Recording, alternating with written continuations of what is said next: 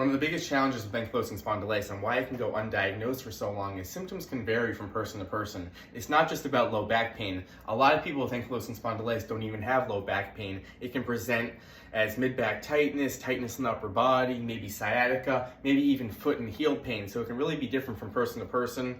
A lot of people may never get low back pain. For me personally, when I was first diagnosed, I was dealing with reoccurring sciatica and a lot of tightness in my mid-back and a lot of tightness in the upper body. But my low back pain didn't really start until 3-4 years after diagnosis. So it can be really different from everyone. But being a personal trainer with ankylosing spondylitis and working with clients around the globe with ankylosing spondylitis, there are some common themes where the tightness is, some areas to concentrate on if you have ankylosing spondylitis. So what I want to do today is talk about those common themes, those common areas of tightness. Again, it may look different for everyone, but these common areas seem to be, I would say, in about 70 to 80% of people with ankylosing spondylitis. So I'm going to show you those common areas, and I'm going to show you some stretches and some areas to target if you're dealing with that tightness. Let's get into it.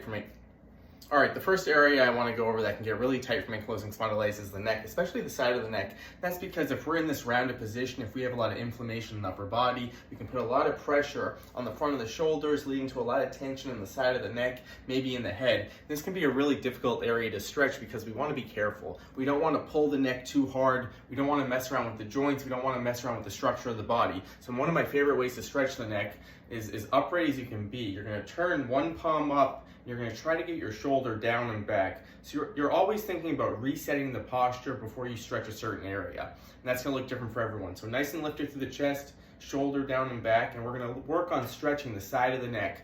Nice and upright, keeping that shoulder down and low. I'm going to comfortably turn my head and very gently until I feel a gentle stretch on the side of the neck. Always start with a gentle stretch. We don't want to tug on the head too much.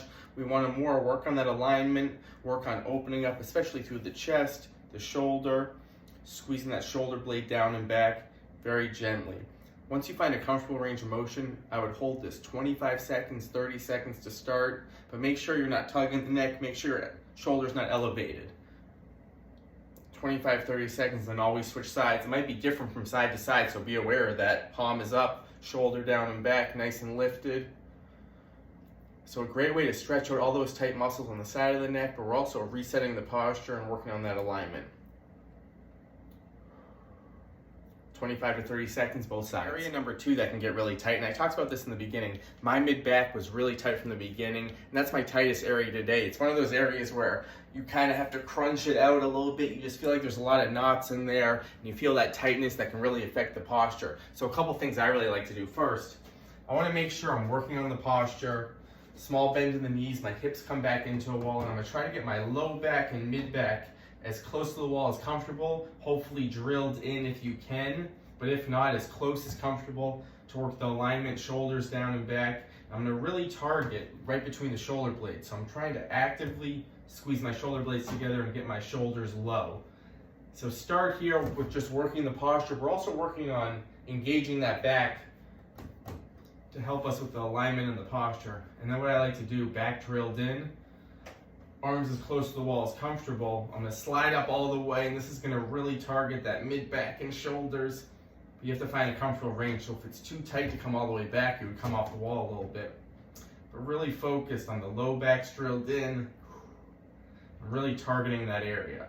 So wall slides, 10 repetitions at a comfortable range of motion. So if it's too tight, you come off.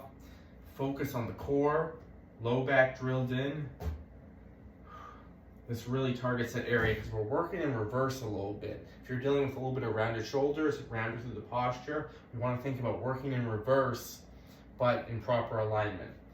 So first I would go 10 repetitions here, realign, and then get movement. Number 2, the cat-cow is a great tool because we want to work on that spinal mobility. So it's not just about standing upright, it's also working on being able to control the back.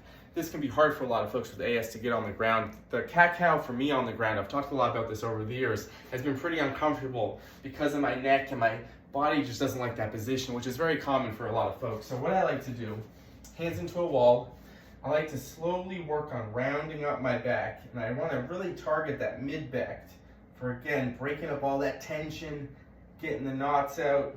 Go at your own pace. And then I'm going to get nice and flat, driving my shoulders down and back. So a supported cat-cow. what you can do is really focus on a certain position that's tight. So tweak this stretch to meet you. Reset the posture down and back.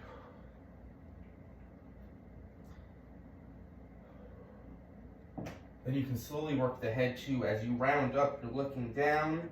And as you reset the posture, gaze is up a little bit. But the most important thing is a comfortable range of motion, because again, if you're working through a lot of knots in there, you want to ease in, make sure your body adapts well to it. You can go bent arms here too, slowly rounding out that back, then get nice and flat. So spinal mobility, movement through the spine, very important. Also resetting the posture and getting the back engaged with those wall slides. All right, the third and last area I want to go over today are the hips. The hips can get really tight with ankylosing spondylitis. I talked about sciatica earlier. For me, I was getting sciatica a lot when I was first diagnosed. So I was getting a shooting pain in the hip that would go all the way down through the hamstring to the calf. So what I like to do, really focus on that nice upright posture. I cross the leg over, stay lifted through the chest. And this might be enough right here where you feel that hip stretch. Maybe you press down a little bit on the knee towards the ground to focus in on that hip. And you can gently lean forward, but keeping a flat back. So we're trying not to round forward, nice and upright, gently lean forward till you feel that hip stretch. Like everything, you gotta find a comfortable range of motion. We don't wanna pull on anything. So once you find a comfortable range, you would hold this 25-30 seconds to start. Breathe. So this is a great way to get movement. Also, just a little stretch in the back of the hip. Both sides, of course, and one side might be tighter than the other. Nice and upright. Maybe press down gently on this knee. Stay lifted.